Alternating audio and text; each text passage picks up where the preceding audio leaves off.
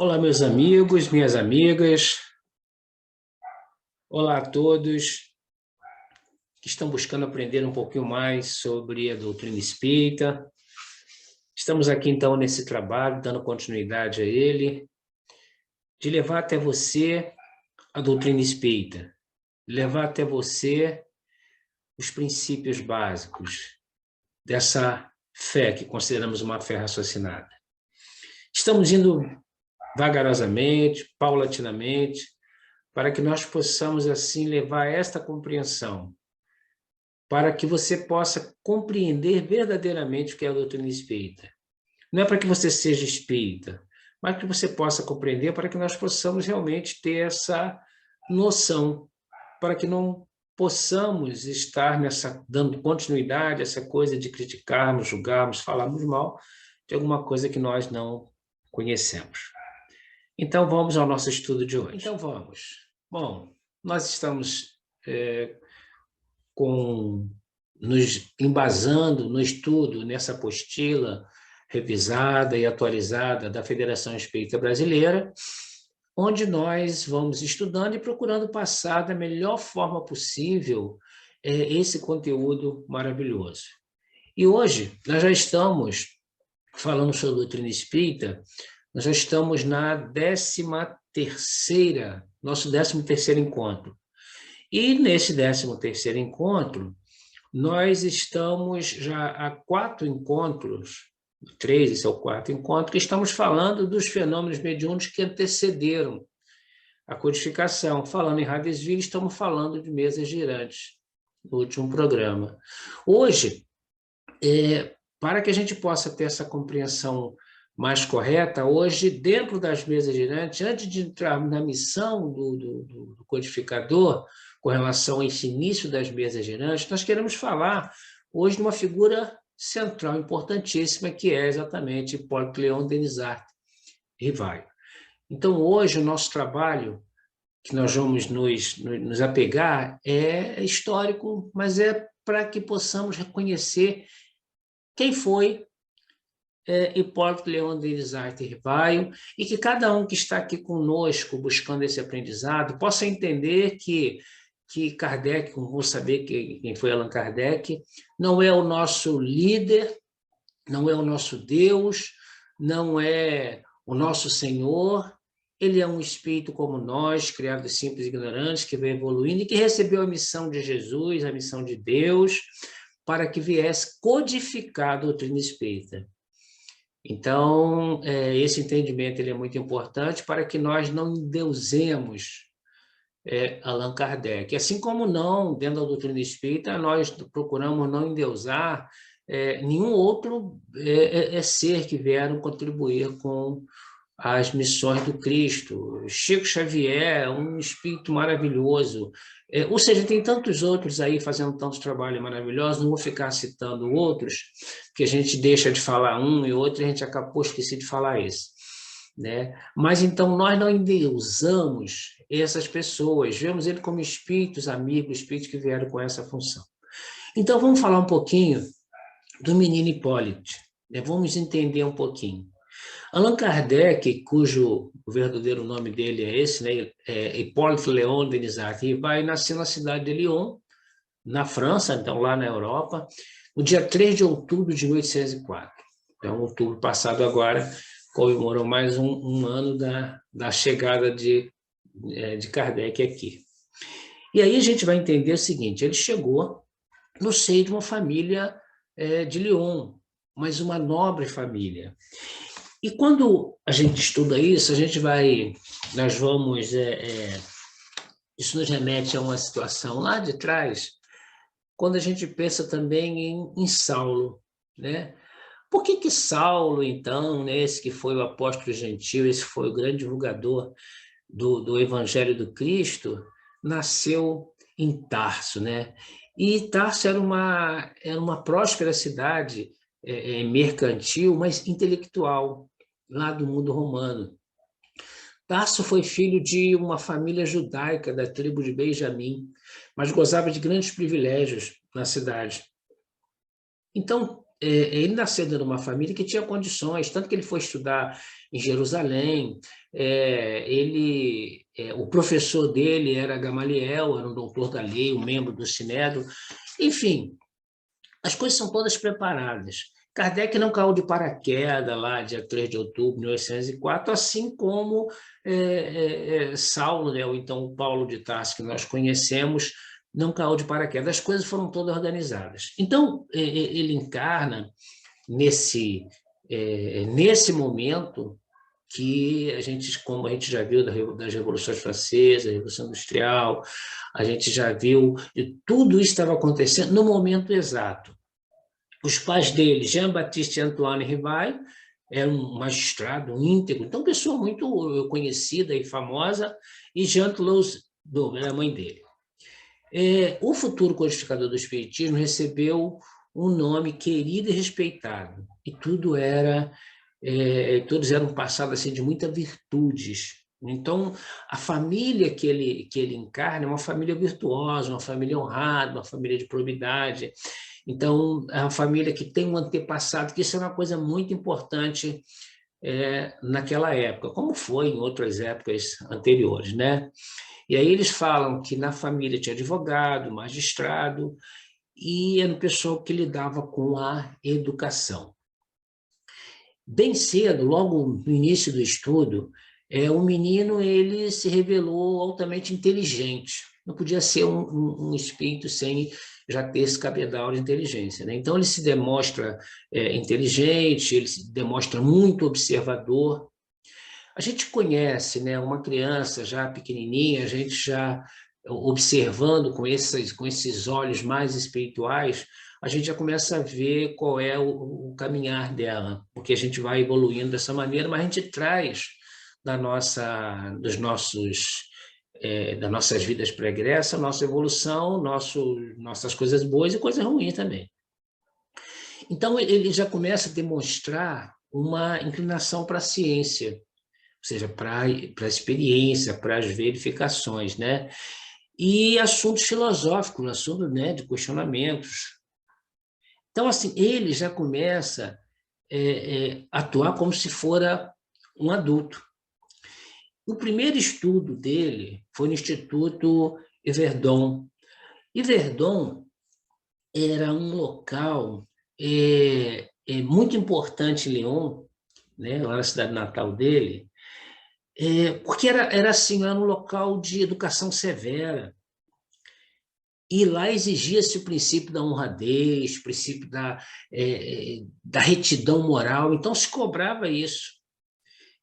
E a gente entende, a gente chega à conclusão que a influência também paterna da família, como a gente já viu, né, ela tenha sido assim algo muito benéfico para a sua infância e para esse estudo dele. E a gente vai observando que quando a gente vai encarnar, quando a gente vai retornar para a carne, então existe um planejamento, o teu pai, a tua mãe, não é por acaso que acontece. Então, dependendo da tua missão, dependendo das provações que você tem que passar para naquela encarnação, ou dependendo das expiações que você vai ter que rever naquela encarnação, então isso tudo é muito planejado, é muito preparado pela espiritualidade, né? Então, a gente tem que observar isso, porque realmente é algo muito importante. Diz que com 10 anos, seus pais enviam ele, 10 anos, já sai de Lyon, já envia ele para Yverdon, né, uma cidade suíça, a fim de completar e enriquecer sua bagagem escolar. Aí que vem, num local maravilhoso, no Cérebro Instituto de Educação. Esse Instituto de Educação do Pestalozzi, né, professor Pestalozzi, é um local assim de grande influência, onde só ia pessoas realmente de alto rendimento, vamos colocar dessa maneira. Então, Pestalozzi vai fazer assim, uma grande diferença com relação a essa vida também do espiritismo, esse contato dele com Hipólito. Então, lá em Verdun, né, lá nesse Instituto de Educação, frequentava todos os anos assim, pessoas estrangeiros, porque era um local assim onde acolhia pessoas do mundo inteiro que tinham condições, né? Era uma escola tida, escola modelo da Europa, e que vinha gente de todos os locais, então, para estudar nesse local. Altas personalidades políticas, científicas, literárias e filantrópicas. Tá? Elas vinham, visitavam, conheciam e queriam cada vez mais estar matriculando seus filhos, aquelas pessoas que tinham essas condições. Bem, o menino Delisarte Rivaio, o qual os destinos reservariam sublime missão, né, a missão grande dele, logo se revelou um dos discípulos mais fervorosos, mais autênticos do insigne pedagogista suíço, de Pestalozzi. Então, ele se tornou assim, aquela pessoa muito ligada aí, nos ensinamentos.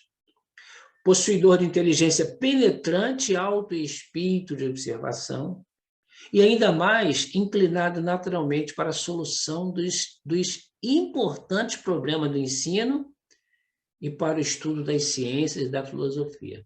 Então, a gente já demonstra assim, qual é a capacidade dele, o que ele tinha, por que ele realmente estava ali, qual é a característica dele, qual a missão dele. Rivaio cativou a simpatia e admiração do velho professor, desde se tornando, pouco depois, eficiente colaborador. Os exemplos de amor ao próximo, fornecidos por Pestalozzi, nortearam para sempre a vida do futuro codificador do Espiritismo. É claro que se Kardec já não tivesse esses princípios, não adiantaria nada ali, Pestalozzi, né? Esse norteamento ali de Pestalozzi com esse amor ao próximo, só iria dar início, mas não no caso do Rivaio, né? No Rivaio não foi que deu início, na realidade deu continuidade ao que ele já tinha. Flammarion, eu queria falar de Flammarion, que foi muito importante também, mas eu vou deixar para falar de Flammarion no futuro, porque ele teve assim grande importância. Não, vou passar rápido aqui, né? Ele foi um pesquisador maravilhoso, né? Da França também. Ele é alfabetizado aos 5 anos. Ele foi admitido no Observatório de Paris, ou seja, uma pessoa extremamente inteligente, vamos colocar assim, né? Então, outro espírito que não foi colocado ali também, por acaso. Ele se interessou muito pela astronomia, né? Autor de várias obras. Fundou ainda uma sociedade astronômica na França em 1887. Então, assim, quando a gente fala em Camille Flammarion, a gente fala em alguém que estava ali para ver a parte científica. E conta que depois que ele lê o Livro dos Espíritos, ele procura Allan Kardec, né? Depois, já mais adiante, procura Allan Kardec, e Kardec o convida para frequentar a Sociedade Parisiense de Estudo Espírita. E ele se torna, assim, um grande amigo, né? E Flammarion ficou conhecido como o poeta da astronomia, né? Mas se tornou assim grande amigo de Kardec. Tanto que quando Kardec desencarna, né? Ele que proferiu o discurso à beira do túmulo, e ele diz que o codificador é o bom senso encarnado.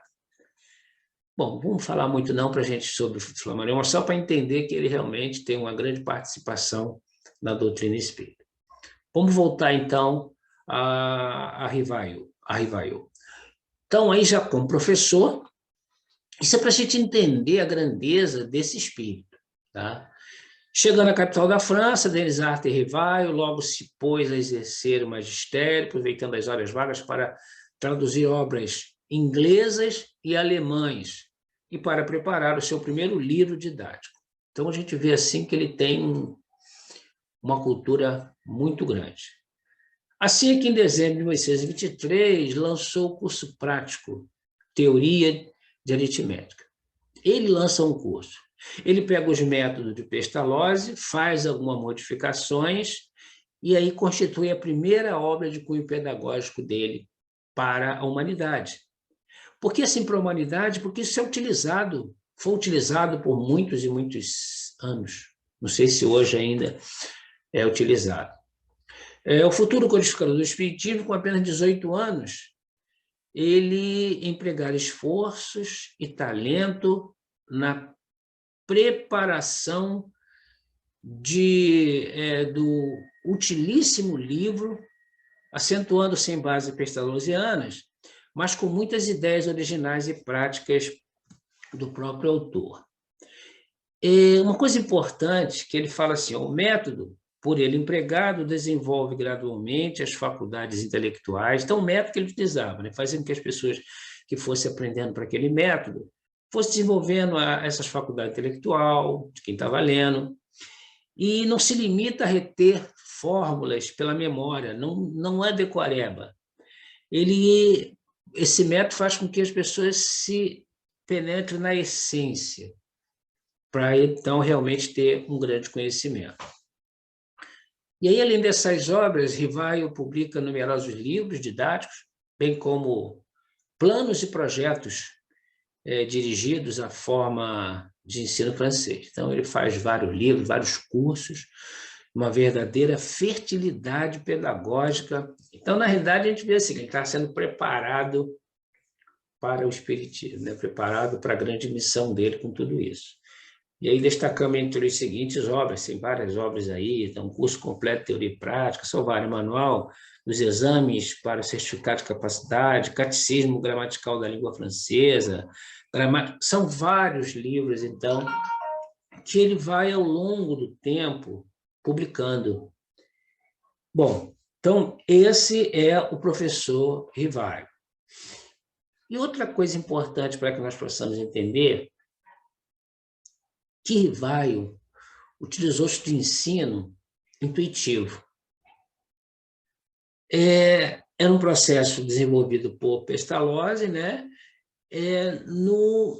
Onde ele transmite, essa intuição transmite a quem está aprendendo a ter suas ideias, atualizar suas ideias. Começa a fazer exercícios intuitivos, não decoreba.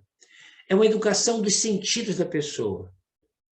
Então, com esse tipo de ensino, com esse tipo de método, existe uma passagem natural a atividades mentais que preludiam a intuição intelectual. Então, esses métodos que ele utilizava, ele fazia com que a pessoa chegava a essa intuição. Então, essa era a maneira dele trabalhar. O ensino intuitivo se funda na substituição do verbalismo e do ensino livresco, né? Simplesmente falar, pela observação, pelas experiências, pelas interpretações gráficas, operando sobre todas as faculdades da criança. Então, utilizava esse ensino dele, procurava utilizar todos os sentidos. A base da instrução elementar de Pestalozzi é a intuição. Aí é muito importante a gente falar dessa intuição. Essa intuição de você valorizar a si mesmo, valorizar o que você está pensando. Ele considera como fundamental, um fundamento geral de nosso conhecimento e o meio mais adequado para desenvolver as forças do espírito humano de maneira mais natural. Então, intuição é o que ele coloca, então, como sendo assim de grande importância. Então, vamos ver o exercício das funções diretivas e educacionais. Tendo fundado em 1826 em Paris a instituição Rivaio, aí ele já funda uma instituição Rivaio, o jovem professor aí exerce funções diretivas e educativas, desenvolvendo notável trabalho de aprimoramento da inteligência de centenas de educandos, aos quais ele carinhosamente chamava meus amigos. Deve-se ressaltar que, tanto na instituição como em muitos outros de seus empreendimentos, Rivaio pôde contar com o apoio e dedicação da professora Amélie Gabrielle Baudet, com quem se casaram em 1832. Isso aí Falar sobre Amélie é uma instrução, né? Porque foi aquele espírito que também não estava ali por acaso, chegou ali com esse comissão, a gente entende isso, porque foi assim, essa apoiadora. Kardec desencarna e ela, por algum tempo, continua ainda exercendo aquilo que era capaz, era possível para ela. Foi aqui aquele espírito que apoiou Kardec em todas as situações. Foi no decorrer da sua carreira de instrutor filantropo que Rivaio exercitou, que ele já veio de lá, tinha que exercitar paciência, abnegação, trabalho, observação, força de vontade e o amor a boas causas. Então, com tudo isso que foi acontecendo na vida dele, ele foi podendo exercitar todas essas qualidades que foram fundamentais para que ele pudesse cumprir essa grandiosa missão que é trazer o Espiritismo. Assim, antes mesmo que o Espiritismo lhe popularizasse e imortalizasse o pseudônimo Allan Kardec, já havia Rivail firmado bem alto no conceito do povo francês e no respeito de autoridades e professores a sua reputação de distinguido mestre da pedagogia moderna, com o seu nome escrito em importantes obras biográficas. Isso é uma coisa muito, muito importante para nós entendermos. Ele já tinha um nome, ele já era conhecido, ele já tinha a sua fama. E aí, ele agora, ele na realidade, assim, é como se ele estivesse agora preparado para dar início à grande missão da sua vida. Todos nós encarnamos com algumas finalidades, né? Principalmente nós que estamos aqui no mundo de provas e expiação, encarnamos para resgatar débitos, né? São as nossas expiações. Encarnamos na escola, que é a Terra, para aprender coisas, buscar experiências novas, que são as nossas provas. Mas também encarnamos com missões. Missões grandiosas, né? Que só grandes espíritos têm a capacidade, porque Deus não coloca fardos pesados em ombros fracos. Mas a missão de ser pai e mãe é uma grande missão. Então, são várias missões que nós temos na Terra enquanto estamos encarnados. E alguns desses poucos espíritos com essa capacidade têm missões além. Missões que para nós, com nossa capacidade intelectual, para muitos de nós, vamos colocar assim, nossa capacidade não intelectual, mas nossa capacidade moral, nossa fragilidade, não conseguiríamos ainda. Mas Rivaio teve essa grande missão. Já era um espírito de escola, já era um espírito bem evoluído, e veio para cumprir essa missão. A gente já estudou em alguns programas anteriores, né, que Bonaparte, ele também teve uma grande missão, chegou aqui para dar essa abertura e auxiliar Kardec nessa jornada. Começou muito bem, mas depois ele não conseguiu dar prosseguimento, né? Mas fez a parte dele, poderia ter feito mais, mas isso não deixou de fazer com que Kardec desse prosseguimento. E se Hipólito Leão Rivaio não desse prosseguimento, não conseguisse, a espiritualidade superior mandaria outro, porque assim a missão do Cristo ia ser cumprida.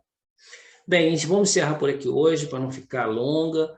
Na próxima semana, então, nós vamos dar continuidade, já falando, agora sim, agora a gente vai ver a missão de Kardec dentro desse tema, as mesas girantes, como é que começa isso, como é que ele introduz isso, então. Que a paz de Deus permaneça em nossos corações. Até a próxima.